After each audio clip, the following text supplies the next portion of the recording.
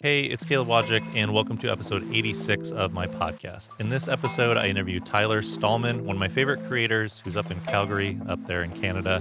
And he runs a photo and video business with his wife, Anya, as well as he puts out a lot of content on YouTube and in his podcast to help creatives, photographers, filmmakers, people that are freelancing, how to do better at their craft and also run their businesses a little better. So in this episode, I talked to him about a bunch of different things. Definitely, we touch on COVID-19 and what's going on in the world right now, and how, as a business owner, as a creative, as someone with clients, what you can do during this time frame. We kick off starting a little bit about this uncertainty and what you can expect from that. But if you're listening to this way in the future, or there's other things to talk about, we discuss how he built his client business from scratch, how he's built his way up to bigger productions, bigger crews, bigger clients, that sort of thing, as well as how he juggles the client side business with the digital side of his business of making YouTube videos, doing sponsored content for his channels or his wife's Instagram account and blog, how to balance all of that. And then we kind of wrap up getting into some of the nerdier things like cinema cameras and codecs and filming in RAW and his workflow with the Canon C200, because I have one as well. So we save the nerdy stuff for the end, but let's jump into the interview with Tyler. So Tyler, thank you for joining me all the way from Calgary. I'm in San Diego. This is a different format. You've done this before, though. You were giving me pointers on like, oh, what if we look off camera so people think we're in the same room? Yeah, I mean, nobody's really going to think so, and especially because you just spoiled it. I mean, I was hoping we could get halfway through and then the big our reveal lighting is completely different. So, but I think it's fun to at least mock being in a similar environment, even though nobody will really believe it. Because the difference, if we do like straight on, it feels a little more Skypey. So I don't know. Mm-hmm. Yeah. So I'm interested to see this format. I've definitely watched your interview with Marquez this way. And I guess to start off, you've been running a podcast for a while, but your YouTube channel has definitely taken off way more. So when you do these interviews, how do you choose which ones you're going to do on video? I know you've done them with Marquez and Jonathan Morrison and some other people when you're in person. Is it just a matter of like, I'm in the same city and I'd love to interview them, so I'm going to do video also? Or is there some other consideration? I mean, to be honest, the biggest consideration so far has been that I've done it with the biggest guest that I've had, because then I know that it's that it becomes more important. Because I know that, especially when they are YouTubers, like their audience is on YouTube, they're more likely to watch a podcast on YouTube. It just all syncs together pretty well. I wish I could do every episode as a video. I know that it's the right thing to do. That is how this would work the best, but unfortunately, I'm in a relatively smaller city and don't have a lot of access to other creators. So I did just do another in-studio one. Gerald Undone, other filmmaker channel, was here, so we were able to do it in person. If I was where you were, I mean, you've done a bunch of them now in person. I think that's absolutely the right way to do it. I was actually hoping we could. I was going to be going to San Diego 2 times, and it's been canceled twice. There are a lot of other things going on right now in the world. Pretty much everything's been canceled lately, so it's not a big surprise. Yeah, so with coronavirus and everything that's happening, we're recording this on, was this March 14th, and this will come out around March 20th, I think. So it'll come out pretty soon. It'll still be fairly recent that we'll be talking about this, but I feel like in the last week, it's just escalated, at least in North America, with sports being shut down, with travel bans, with prime ministers' wives getting coronavirus. Like, it's escalated to a point now where I have gigs and stuff this year that are events, and those are going to be canceled. NAB, which we were probably both going to go to, was canceled. Mm-hmm. How are you doing mentally with, like, you run a business that's client-based and things are getting canceled right now? Yeah, I mean, right away, we had stuff getting canceled. Even in the earliest stages of this, the San Diego stuff was very early on, and it was canceled preemptively because of what was happening in Asia, and some of the people would be traveling from Asia for the event. And I think it's good that you said which day this is, because the truth is, like, you can't speak about this in a way that stays contemporary for more than a moment. Like, what we know now will not age well. So I've actually, on my podcast, I've only been acknowledging that it's happening and that things are kind of crazy. But I know that anybody listening to it, even 3 weeks from now, like by the end of the month, whatever we say now, it's like the landscape is moving so quickly that who knows what other earth-shattering events will happen by by then. And, not to like, first of all, I hope everybody out there knows, like, we are not the people you should be seeking advice from when it comes to, especially any, medical or big life decisions. But I do feel like this is a long haul thing. Like, as soon as it started spreading, immediately I started looking at everything we were doing as 2020 is going to be a slow year. It's not, even if the worst of it is over relatively shortly, the knock-on effects are going to last for a while, and we should be making considerations that will take us through a longer period of time.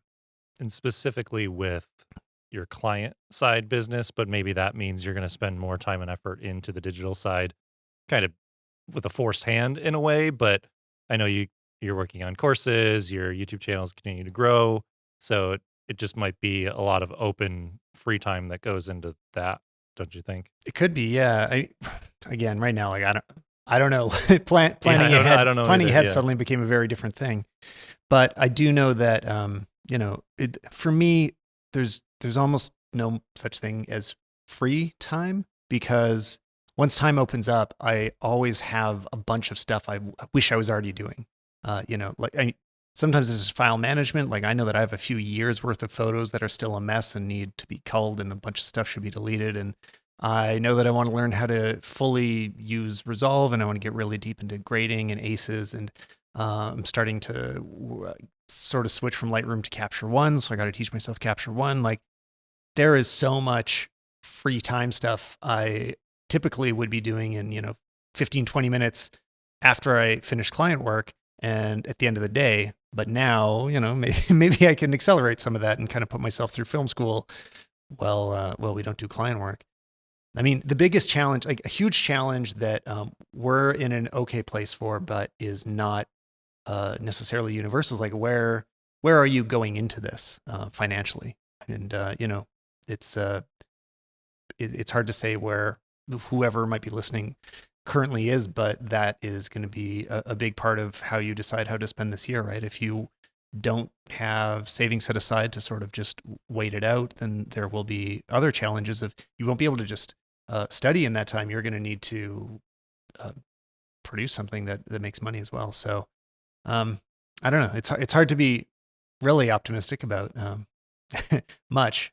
I'd just say that, like, this will pass, and hopefully by the end of it, we've all done something we can look back on and say, like, it wasn't all bad, and at least I learned this in that time period, or gathered these skills. Yeah, and that's something that I just talked about in a video that, I guess, timeline-wise, by the time this comes out, I will have put it out, and it's also going to be a podcast of, like, how to spend this time, like how to take back control of, like, what essentially is you losing control of not knowing where your next dollar is coming from. How can you not go a month, a 2 month, a 3 months and be like, well, I watched all the shows that I was behind Yeah. on, and Caught up like, on Netflix.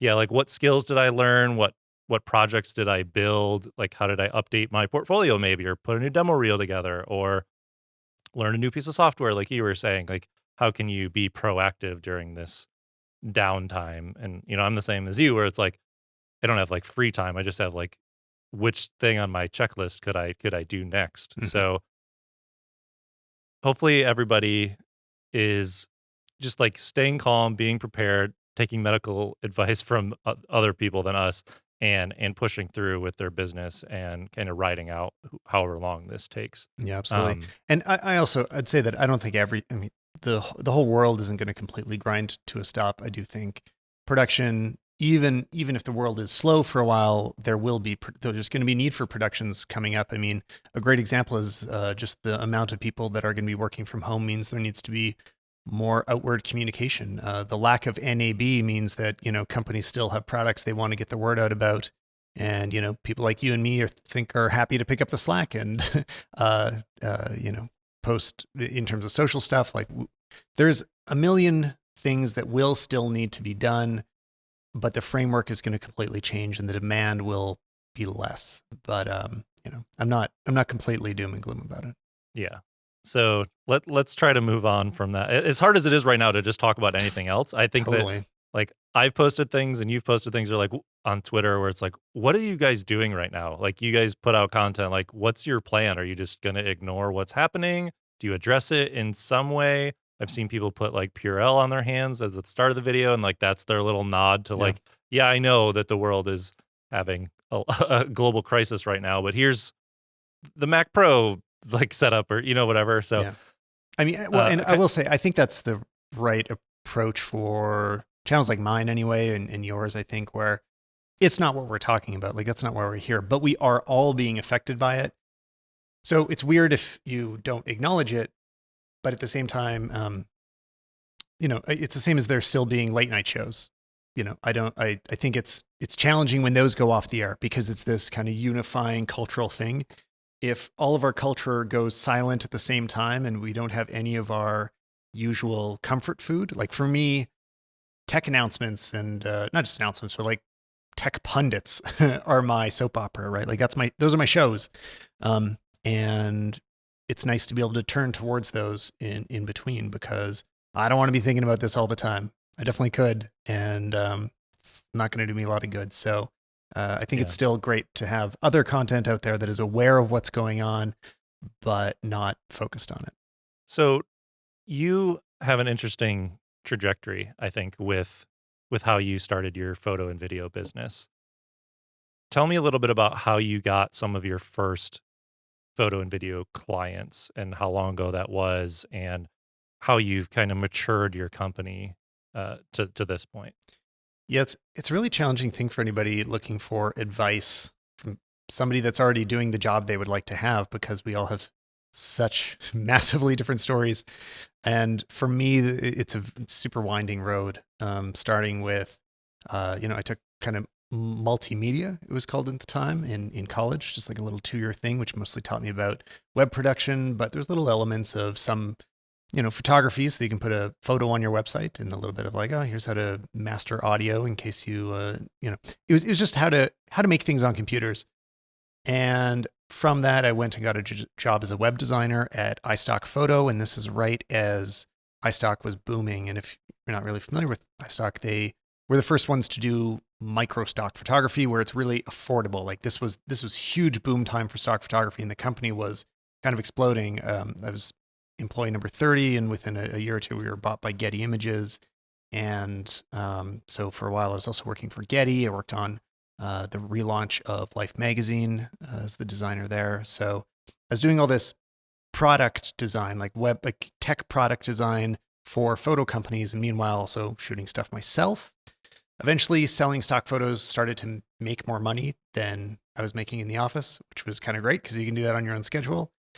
And that didn't last forever. I mean, currently, stock photo and video is in a different place. You can still make money off of it, but it's not what it was. It's not that sort of like golden age of anybody can really do a great job. So what kinds of photos were you taking that were making you money at that point? The big ones were like lifestyle stuff. I mean, there's one that became a really popular meme for quite a few years of like, I don't know, maybe if you Google something like distinguished mustache man, mustache man with pipe. There's a portrait that just turned into a full on meme. That was a stock photo that I took. And so a lot of it was stuff like that. It was like lifestyle portraits. Looking back, a lot of it wasn't what I would shoot now, but the fact that it was, bright and people, like shooting people in kind of any situation, there's a use for it. If you're a landscape photographer, you're always going to have more of a challenge. And that is still something. Were those all candid, or did you set those shoots up? Yeah, they're all set up because you need everything to be fully released for it to be royalty free. Gotcha. You can sell stock in terms of like news, like, Getty has a news department. I also would shoot music festivals sometimes with Getty, but it's very different. I mean, the prices are lower on that stuff and they age out more quickly, and you can't use it for commercial purposes. So if you have a person that you hired and you got them to sign a release and meet a bunch of other criteria, there's no logos, then that means it can be sold as royalty free or be used commercially. And anyway, that just means that you get more money for it. So yeah, it was always set up, but it is still part of our business now, just less significant. Like what percentage would you say of your business is percentage? I could think of it. Well, give me a second.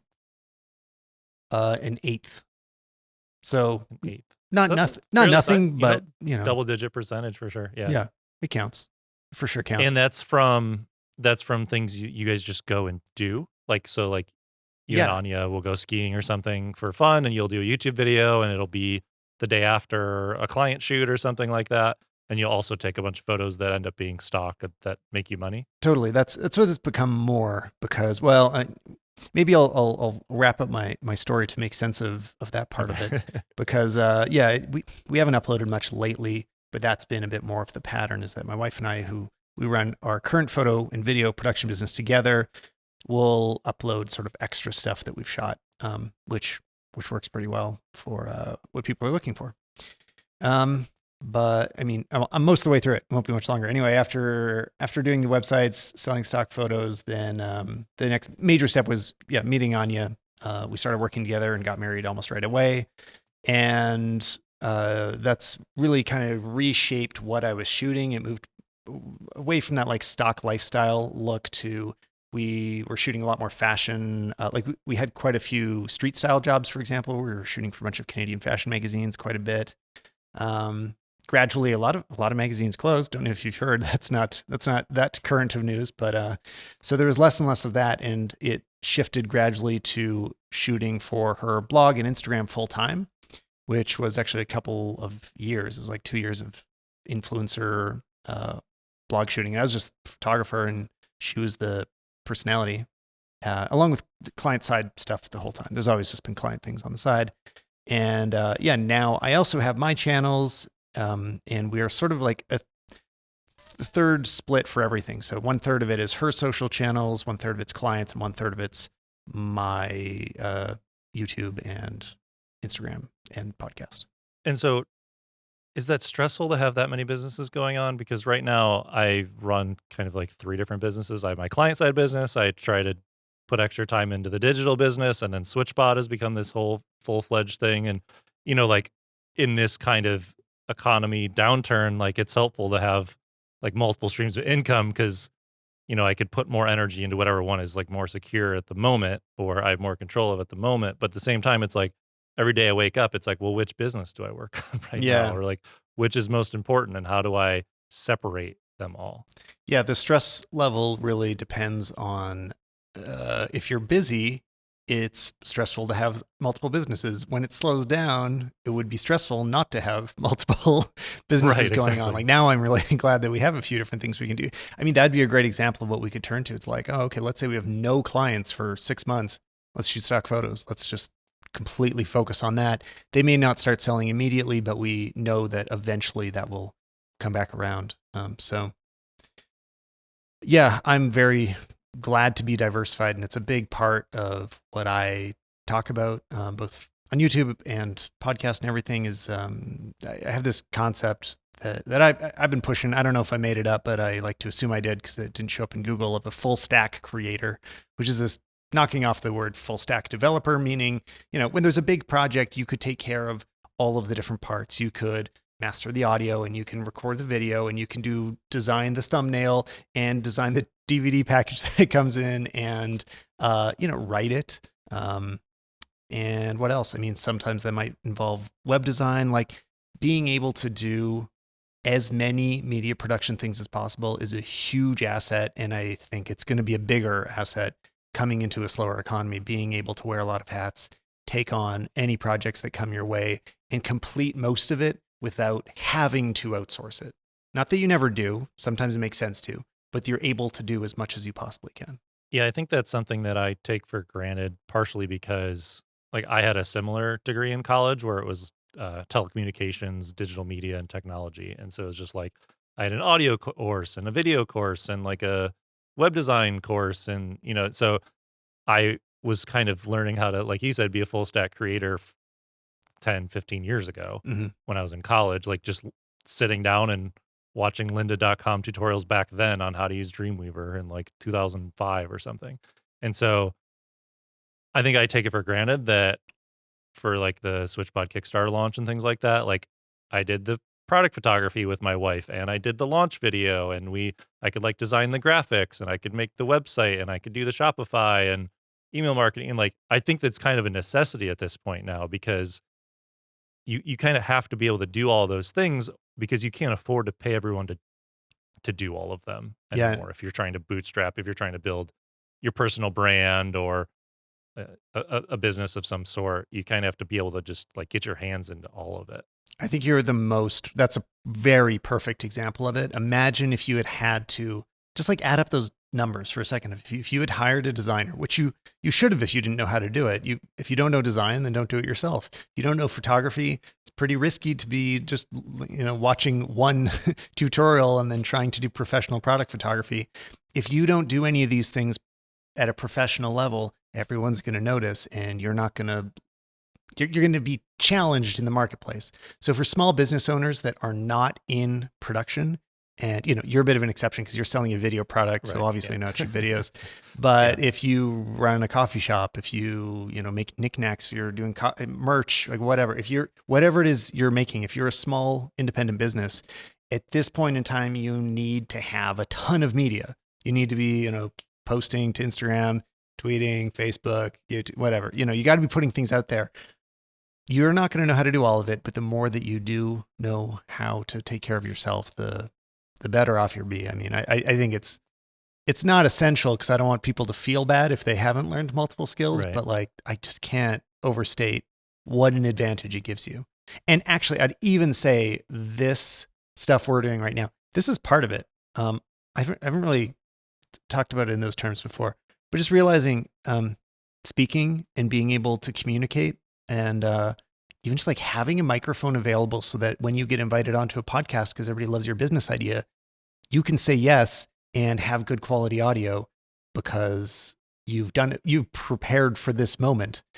If you're, like if everything is exploding for you right now and you just got featured in Goop and everybody is, wants to order a new thing and you just got called onto Oprah's podcast. Now, she's gonna have a professional mic, but all of a sudden, like there's a million examples where it's really useful for you to be ready to do press, even if you just get local TV interviews or whatever.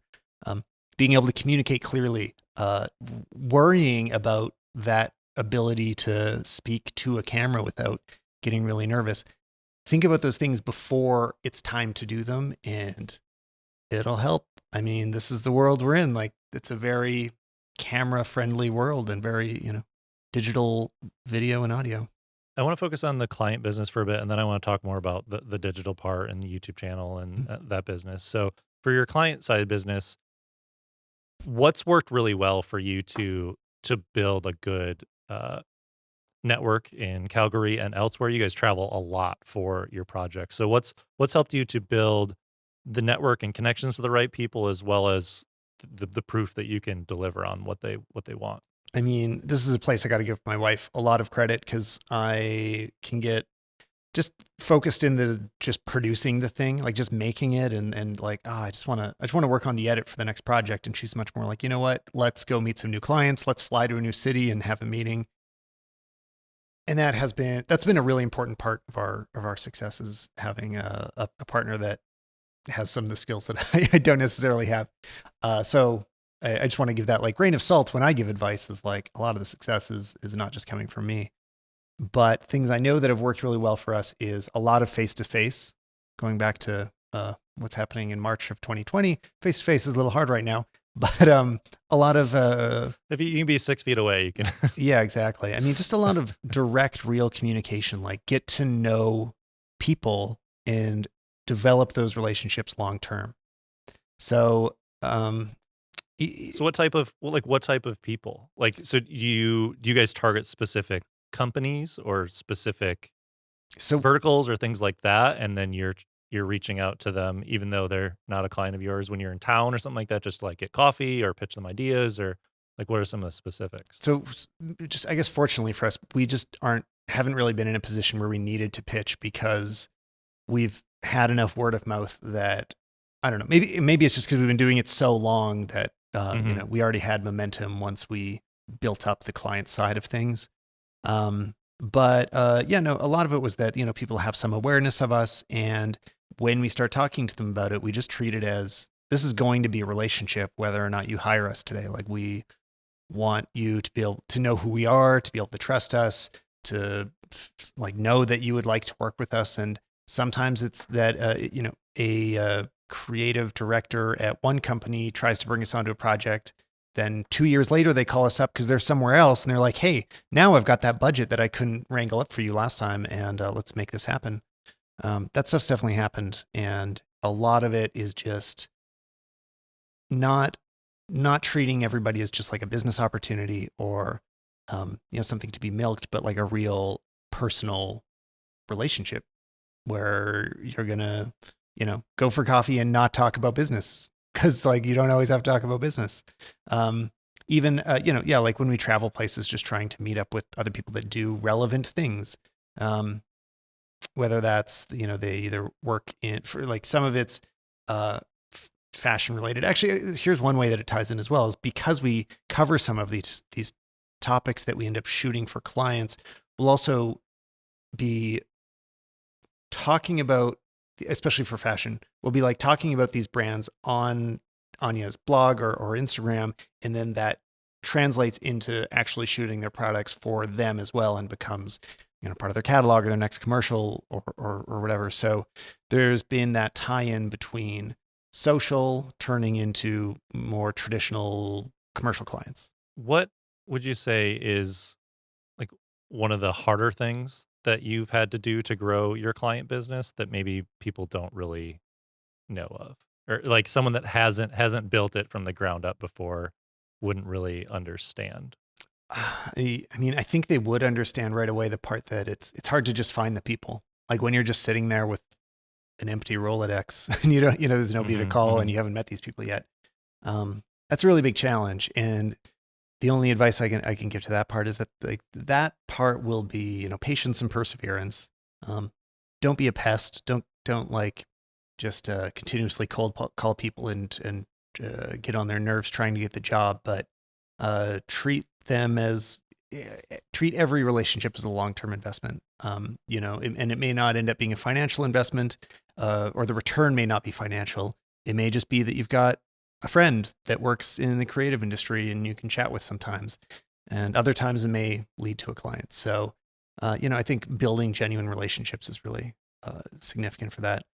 Then probably something that's a little more actionable and that I took really seriously early on is that I think it's useful to really don't get started in this unless you are aiming to be the best at it in some way.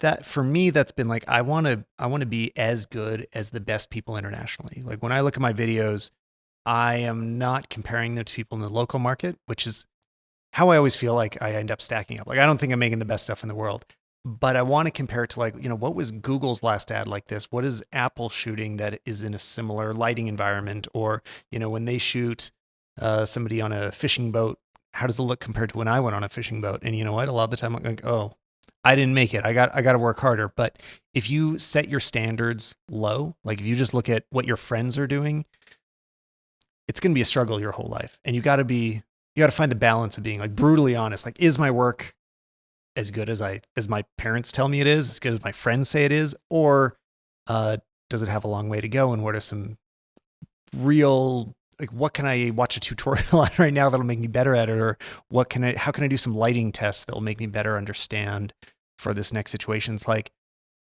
I think there's a lot of people that are, I don't know, I feel bad for saying it, but I think there's a lot of people that are willing to settle for their own mediocre work. And I try not to do that. Not that I've achieved it yet. I don't know. I still always think my work's mediocre, but, just be ambitious with how good things should be. Well, and if you end up comparing yourself to everyone in your local market, like if you're a wedding photographer or something, and you're comparing your work, you're comparing your website, and all you're doing is you're looking at your local market, you're going to start to take photos like them. You're going to start to just try to be them. Mm-hmm. And then you're not going to stand out. And you're just going to, like, my wife was always like, oh, that's like an old school San Diego photographer. Like, wouldn't you sees their website or sees their work in a magazine or something like that? It's like, you can tell that person's from this area because they shoot like everyone else in this area. Like, that's like cities and areas have styles of, well, specifically weddings and stuff, because it's like the same venues and people just end up kind of repeating and doing the same kinds of things. But I think, like you said, it's important to look beyond your area, maybe beyond what you do also. So like you said, you're looking at Apple, maybe you're looking at movies, you're looking at television, something else to inspire what you're doing. So Oh, okay. So that gives yeah. me a great idea for an example. When you're getting started with photography, a lot of people will spend a lot of time in forums, right? DP Review, they have some fun forums where you can get in a good fight about which camera's better, and you can Fred Miranda, and of course you can still go pick up some great camera magazines, photography magazines. And if you look at the sample photos in the most beautiful photo magazine, that is not what people get paid to shoot. If you want to work in this industry, go pick up a commercial magazine and look at the ads. That's where people are making money. I mean, even the editorial in it, like that's good. That's good to, maybe like look at a fashion magazine for some inspiration of really experimental, crazy new ideas. But if you want to know how to get a paycheck, look at the biggest ads in, Time magazine or whatever vertical you are in. See what people are doing that got paid the most money from it, and then be, okay, how do I do that? And you can experiment and do fun stuff along the way. But if your goal is to do this for a living, you need to know how to do what companies are willing to pay for.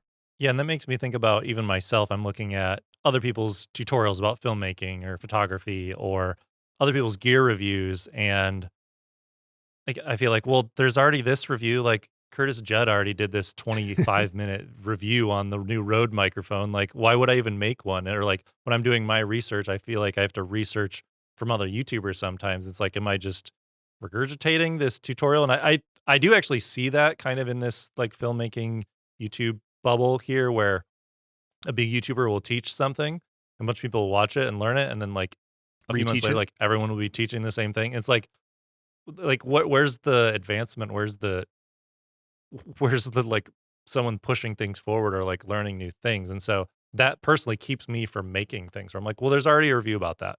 Um, do you get that kind of pressure when you're seeing people's iPhone reviews coming out right away or what have you? Or I know you try to like put your own unique spin on things, and because you come from a photographer's perspective, and I like the way you review stuff because it's like just your format, your style, and your experience brings something else to it. So, do you get caught up by that too? By seeing like, well, somebody already made a video about this, or do you try to put the blinders on and say like, there are some people that follow only me, or what have you? Yeah, I mean, I get caught up in it for sure, and I don't know if I have the right answer to it. I do always try to go into everything with one idea that I haven't seen anybody talk about, at least one thing that I haven't seen before.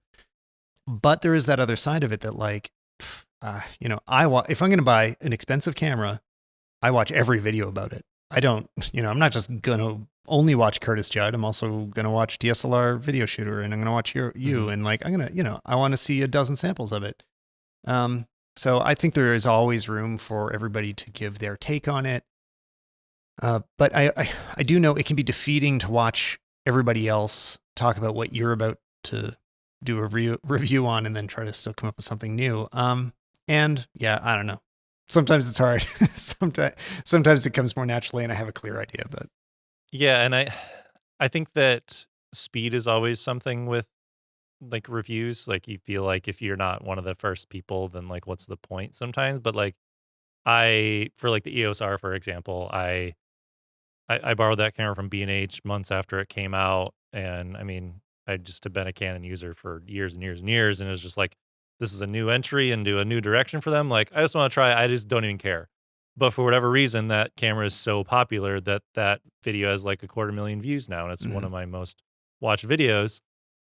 And I put a lot of time and effort into those things, and yeah, I get the residual like YouTube money and affiliate income and stuff like that. But it's tough to put out a review months later, and I know that, like, the trick is to, like, "Oh, I've had it for 3 months," or, like, 1 year later, like, Right. I've done that too on my reviews. It's just, like, because I didn't get around to it. That's the reason why this review is 1 year later, and, like, yeah, I did want to experience it a little bit, but I don't know, it's an interesting place to be because there's, like, so many people reviewing things immediately when they come out without using them, Well, but also and just those kinda, like, later reading reviews text are sheets. Yeah. the late reviews are better. I mean, that's the truth is like everybody should do their reviews 1 year later, especially with the camera, because there's so much that you don't know until later. A great example is the C200, which is my camera now. And there's only a few people that go in depth on it and have done numerous videos about it.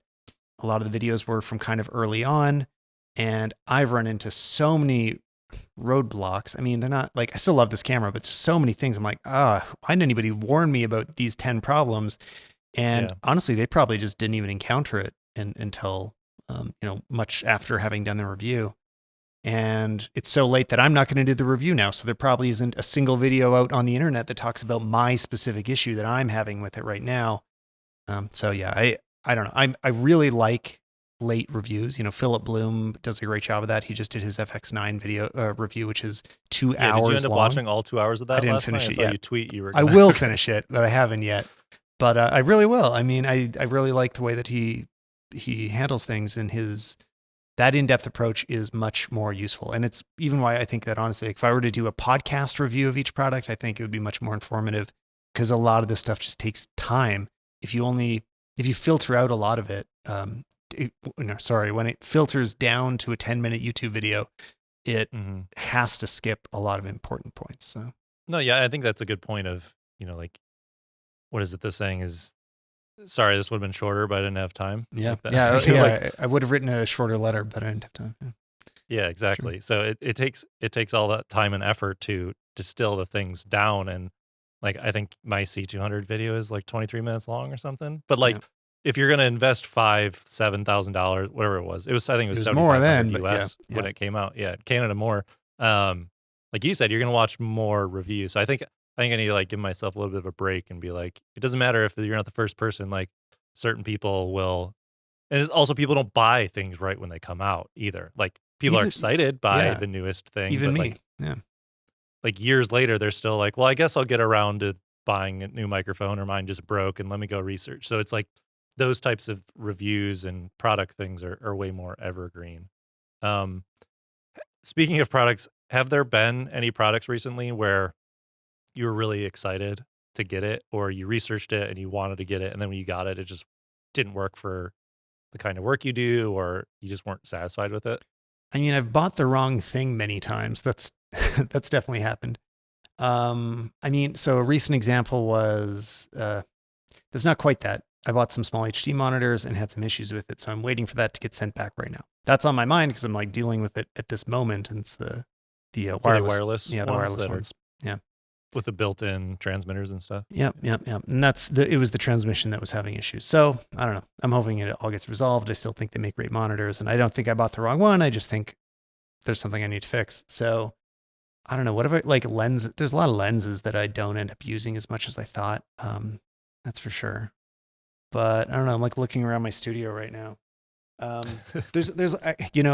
Fortunately, the worst duds were things that got sent to me, and this is something to keep in mind when you're watching reviews on YouTube, is that a lot of the time there's a publishing bias that negative stuff is just not that interesting to talk about. So I'll talk about it here because we have a little more time. But I got these lights from Adorama. It's like the house brand from Adorama, called Clare, C-L-A-R, and they're basically knockoffs of the Aperture 120D and 300D.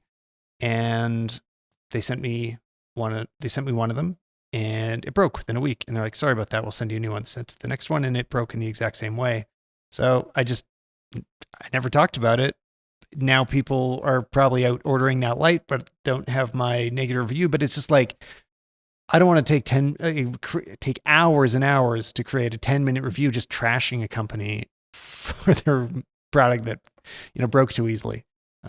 So you want to do the negative stuff just privately. Yeah, like, it's kind of out of respect, but also like you don't want to be the channel that's like just ragging on everybody. Totally, yeah. But it's also that is something you have to know as a viewer when you're watching reviews on YouTube.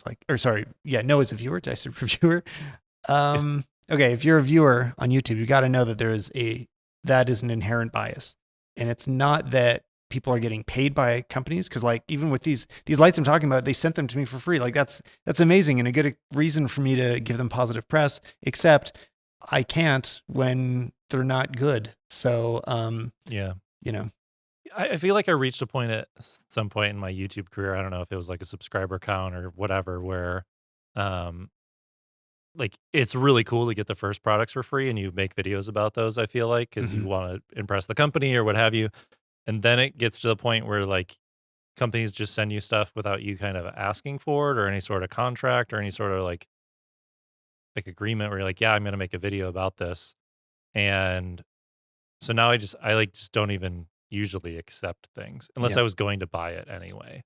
Because I feel like there's this obligation I feel towards these companies that they sent me stuff that I don't use or I haven't sent back. I probably would send it back if they asked for it, but like just because you sent me something doesn't mean that you get to be in front of my audience for free. Is Right. kind of what Yeah, I of feel like course. and get the hours and hours of effort into it as well. Yeah, I try to be really clear about that, or not try to. I just am really clear about that when they ask. Yeah, there's just one this week, and it's like product. I'm like, yeah, I would use that. That would totally be useful for me.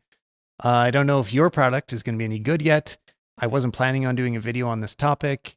I can't guarantee anything. You can send it and keep an eye on the channel to see if it ever shows up. But that's the best we can do. And the way that I work in terms of sponsorships is that I basically say that either it can be that they can send it, and if it becomes very useful to me and I have things to say about it, I will. But there's absolutely no guarantee that I'll mention it, and even if I do, that it'll be positive. And if I do think that it's a quality product, then I'm willing to do a sponsored video, which means that they will get a guarantee that their message will be in there somewhere, but that I have control over the rest of the content within the video, and I'm letting the audience know, like, I'm not telling you about this product because I love it. I'm telling you because they paid me to do it. But I'm also not going to do that with a product that is crap. So At what point in the conversation with the company are you saying that? So if they want to send you a laptop and first you don't thing. necessarily want to do okay, Yeah, it's so you because don't necessarily I want to do a can't let it review go of the down. laptop. Yeah, no, But exactly. you I want to can't like let it go down include that it in a path. tutorial. Yeah. And right away, that's part of it too. Is like I don't do reviews that are sponsored because it's not a review.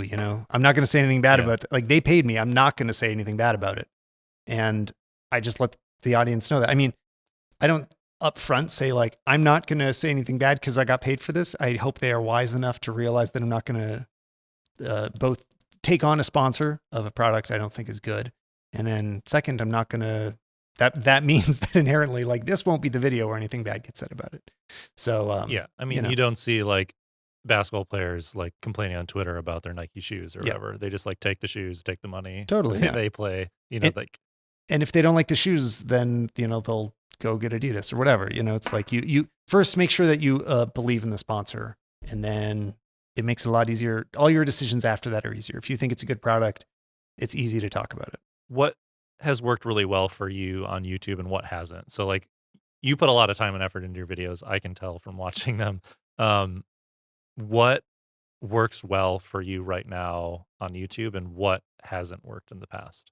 I mean, I'd say putting a lot of time and effort into it doesn't necessarily work well because, I only put out about 2 videos a month, and that definitely stunts my growth. It's not on any kind of schedule, and that's not good for business. But it's, I don't know, the way I do things. Like, sometimes I try to do something quickly and then I watch it and it just doesn't feel right. I'm like, I can't, why would I put this out there? This isn't good to me, even though I know other people would be happy to have it on their channel and nobody would notice because it's just YouTube. But I don't see it like that. I still see it as a representation of my production work. Like, this is how I shoot videos. And if it looks bad, then that's not representative of how I work. So I'd you look say at it as an extension of your portfolio in a way too. Yeah, in a way, for sure. I mean, sometimes more than less, depends which video you're watching, but it always is to some extent, for sure. Like, if I'm willing to put out something that is really bad,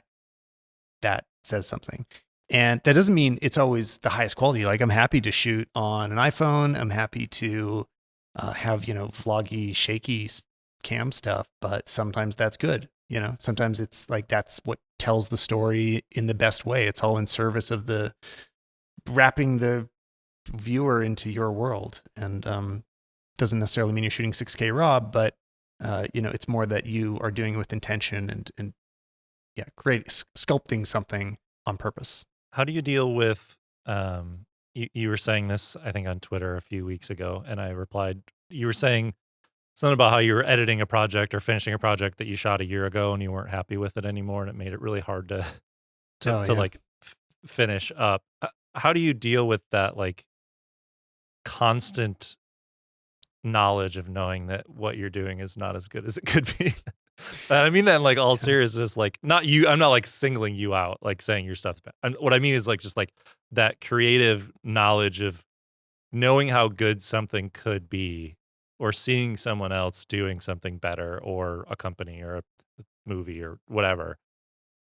How do you work towards that without, like, driving yourself mad or just, like, being angry? Before anybody listens to my bad advice about it, I'd watch that Ira Glass quote where he was just talking about a lot of the time the challenges, your ability to create can't keep up with your taste. Like, what's good and you can't necessarily quite achieve it yet. And at some point, hopefully those two will sync up, but that can take a while. So I can't say it better than he did, as you can tell by my fumbling through it. But it's very true. At the same time, I don't know. Like, I'll talk a bit about the project I was just working on, which isn't out yet anyway. So nobody, try to spot it on my Vimeo page, which is the projects I was complaining about. And it's a lot of the, like,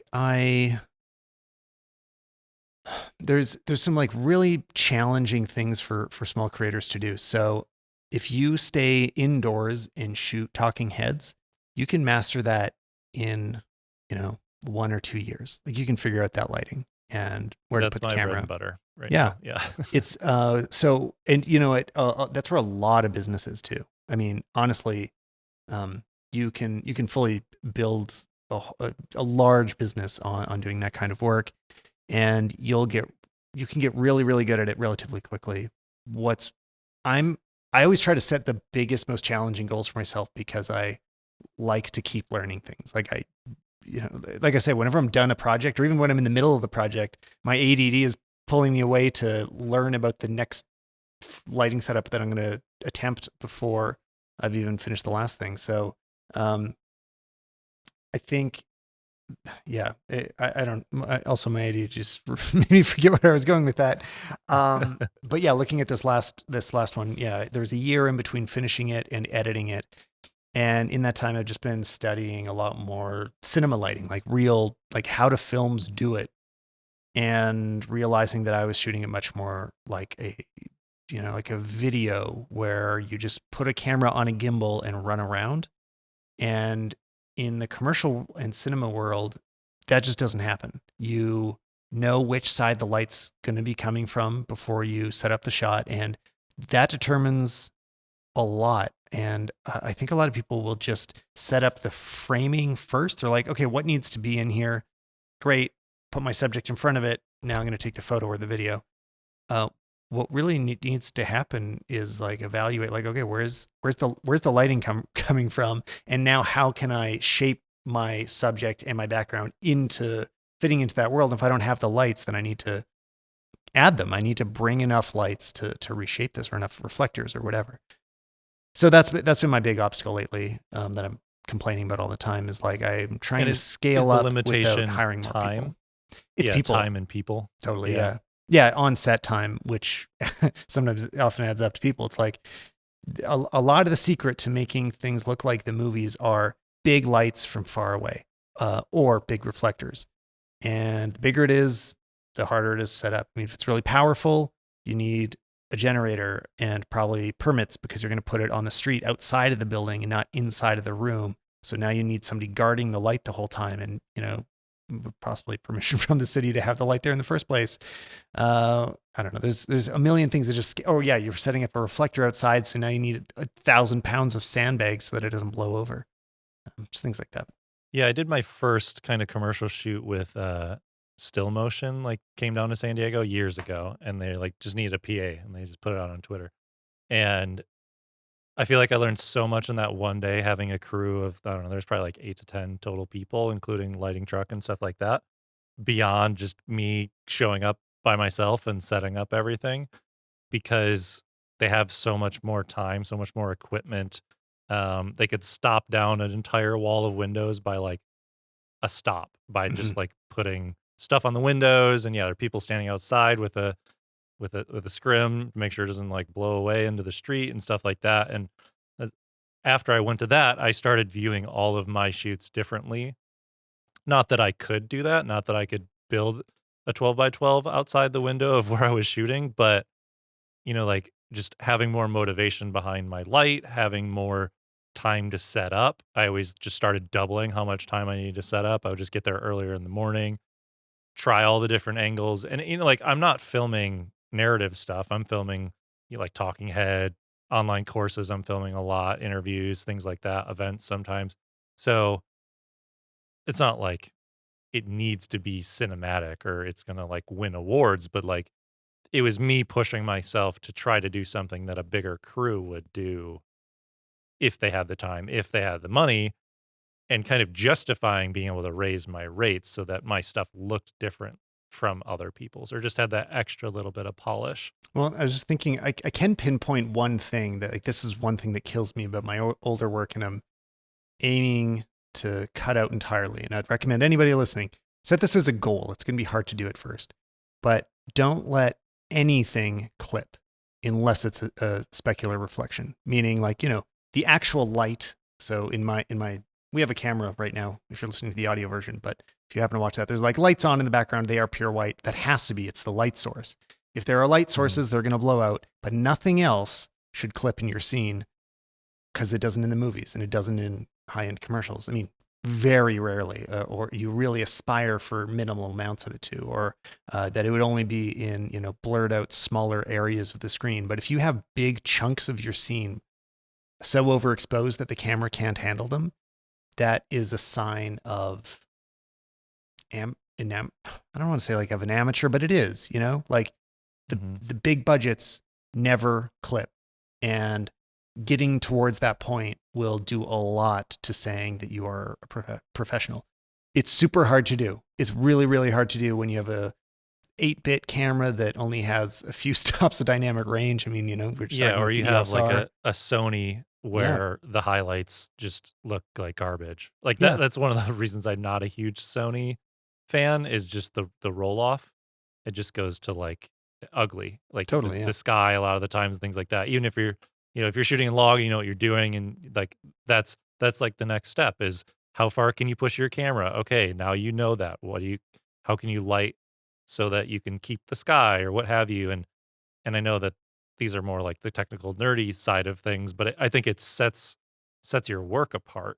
Even for if sure. you're vlogging or what have you, like you can still make things look really good. And so it's Yeah. interesting So that that's something in your older work where you have blown out highlights and that's something that bothers you. yeah, part of my priority now is like I'll first set my exposure to, say, the sky, and that's going to stay where it is. And if my subject doesn't get bright enough, the client might be kind of pissed at me, but I think it looks better, because that just is really the way that most commercial work looks. It helps that, so now I've upgraded my camera, which I think that really did make a difference between that 1 year ago footage and what I'm shooting now. Is in that time I finally got, professional cinema camera, which I don't know what took me so long, but the C200 has way more dynamic range. The footage looks noticeably better in challenging environments.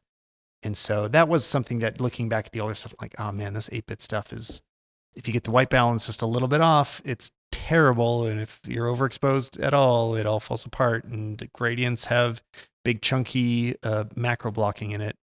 So, unfortunately, we're in a technical environment. Like, our jobs rely on the technology that we're using too. So paying does make it look better, which is, I don't know, a frustrating truth. I kind of am jealous Yeah. of fine artists that can draw Mona Lisa with a stick in the sand, but it's not me. You said you got the C200 recently. That's my main camera right now. And I've been shooting on like C100s for years. So I've known the limitations of cinema cameras and bigger builds and stuff like that. Are you finding it frustrating to have a bigger camera when you were more used to like a photo sized camera or a hybrid camera to do your work? Or is it worth that the added weight and accessories and things like that because of what the final image gives you. Yeah, it was very worth it for what I'm shooting. So some of those projects that I disliked, or I didn't dislike them, whatever, that I was complaining about, were shot on the Sony. And in that time, I upgraded to the C200 so I can directly compare side by side.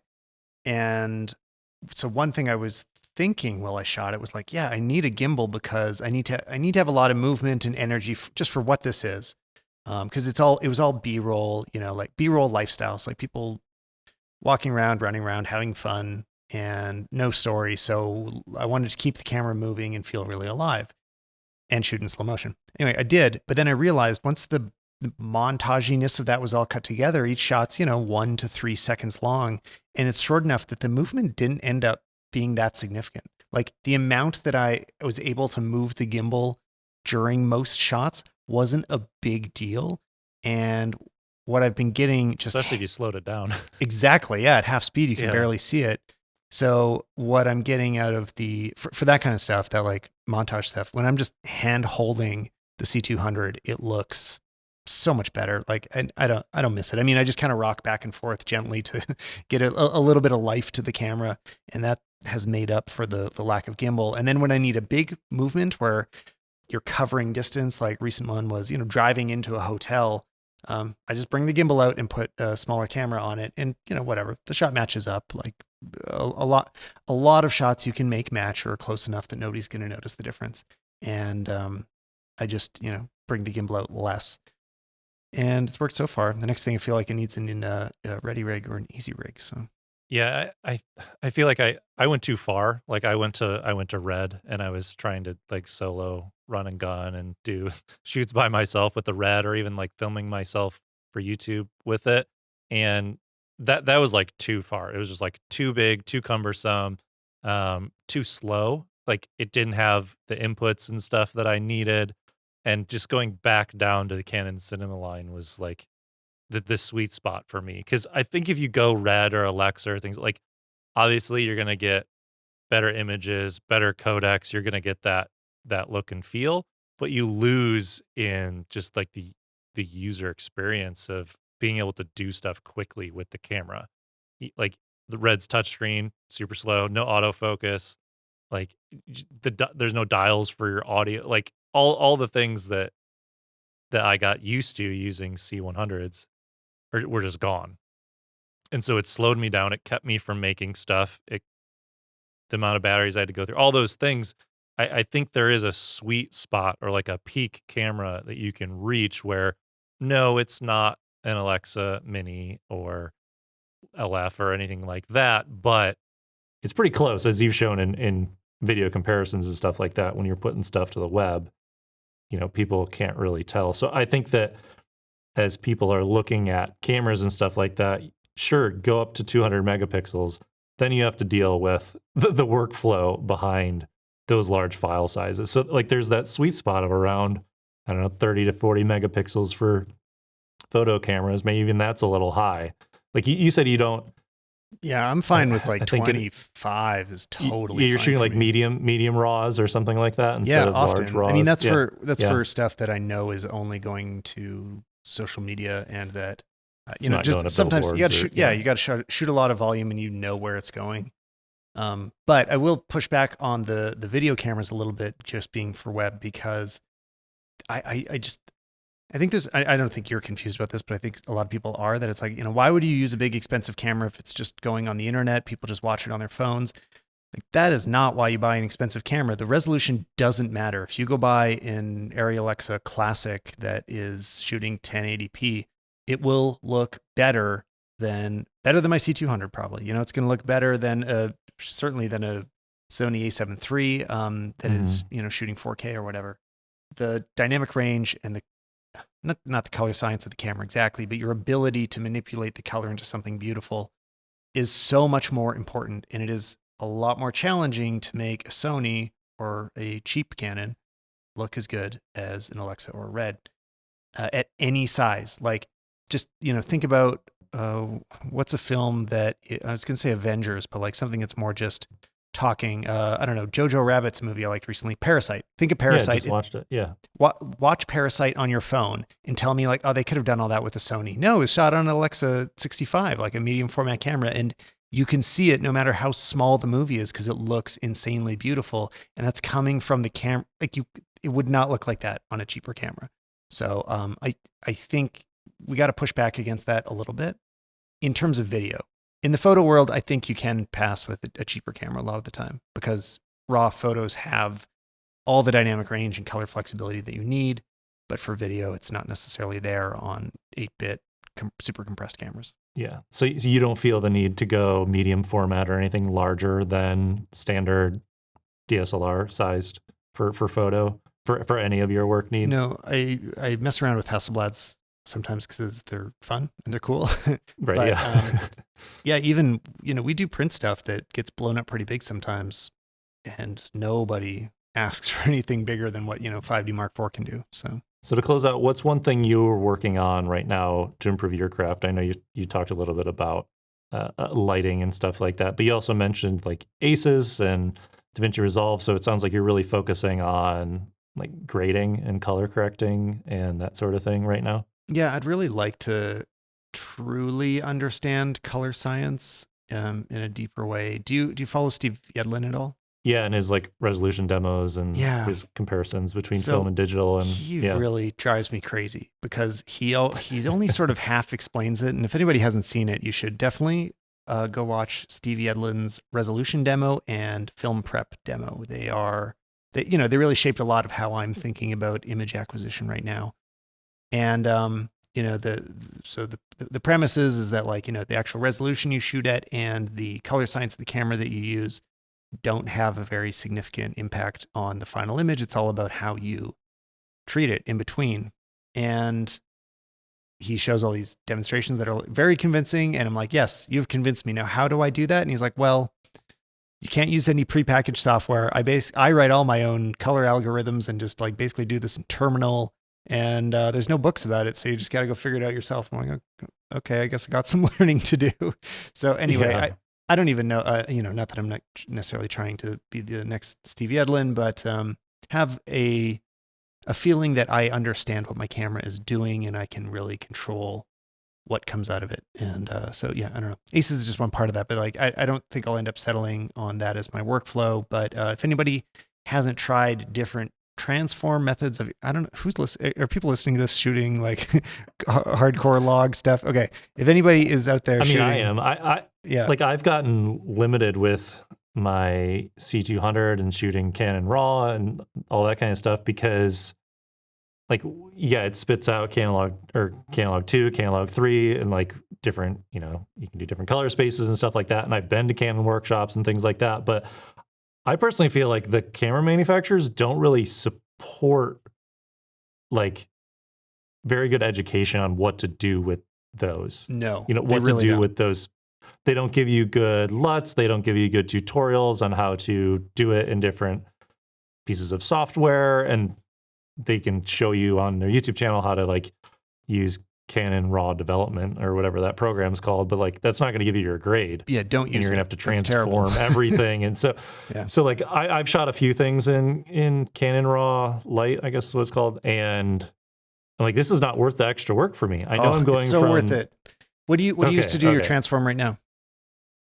I mean, I would bring it into Premiere and I would grade it that way. So do you do the shift from log to Rec 709 manually just by like moving sliders? And do you do it fresh each time?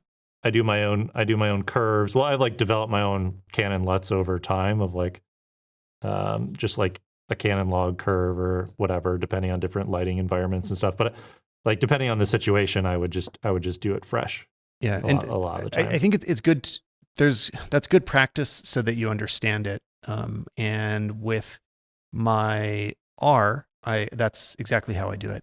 I've found as the log profile gets flatter and flatter, like you have further to bring it back to life, having color scientists do the transform for you becomes more valuable.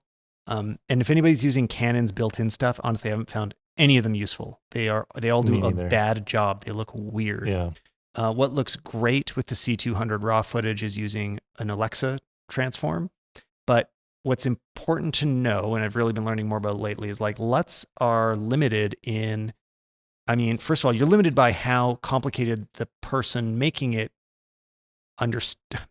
how well they crafted the LUT, because you can throw away various parts of information from it. So for example, if you're bringing down your highlights in the LUT, there's ways to do it that preserve that detail, and there's ways to do it that discard that detail and clip it. And if you're using a LUT that clips it, it's gone.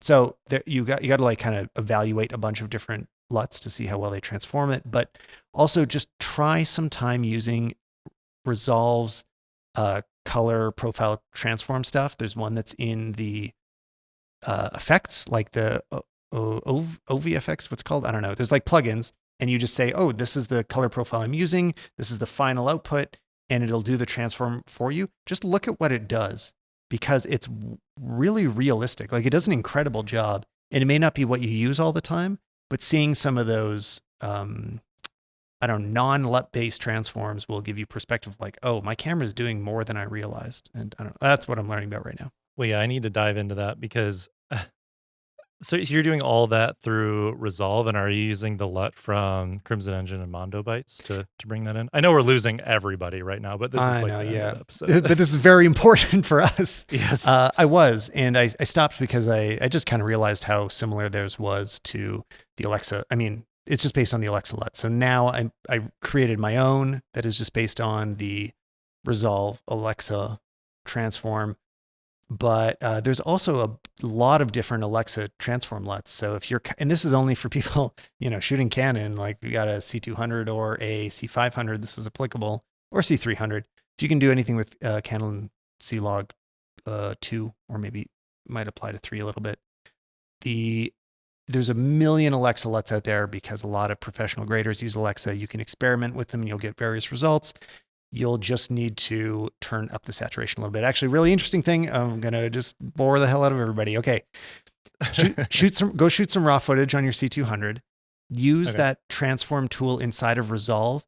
And instead of transforming it to Rec 709, convert it to log C, which is the Alexa log profile. And then you are actually recreating Alexa footage. Like, your color science now behaves as if your Canon footage is Alexa footage.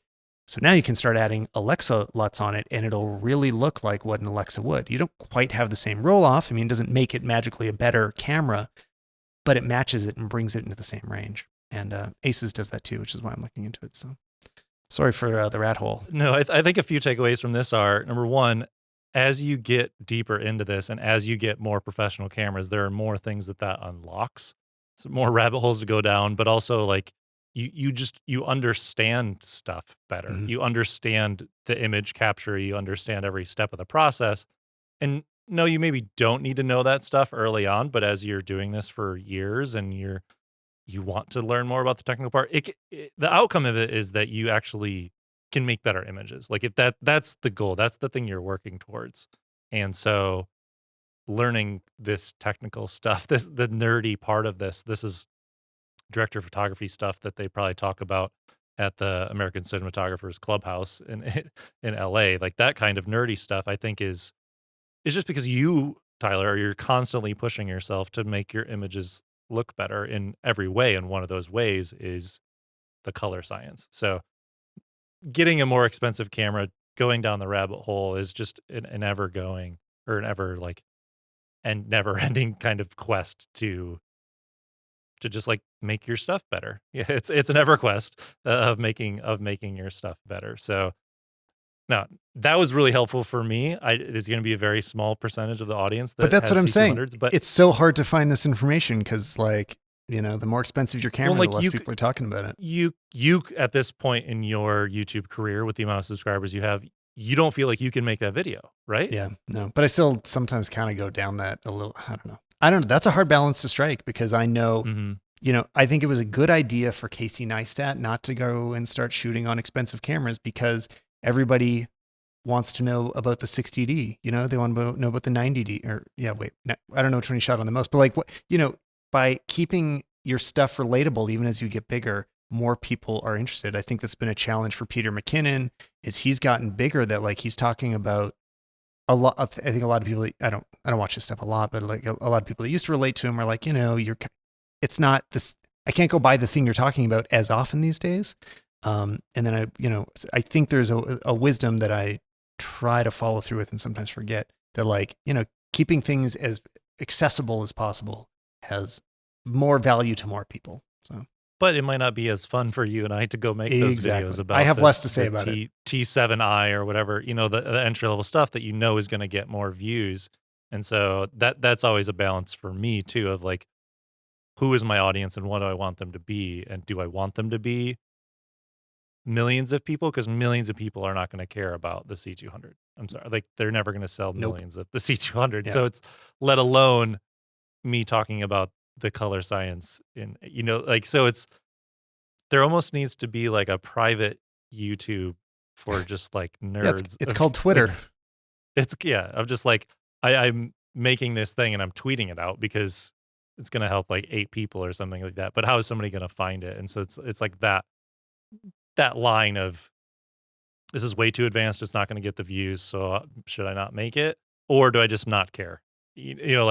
But it's hard to have a not performing well video when you have sponsors you're trying to sell on. And so you've also got people though, like Crimson Engine, who is just focusing on C200 and some other specific stuff that doesn't have huge views, but I think everybody with the C200 is following him. So, you can end up sort of owning a niche, which can, that also has its own value. Also has its benefits. Yeah. Yeah.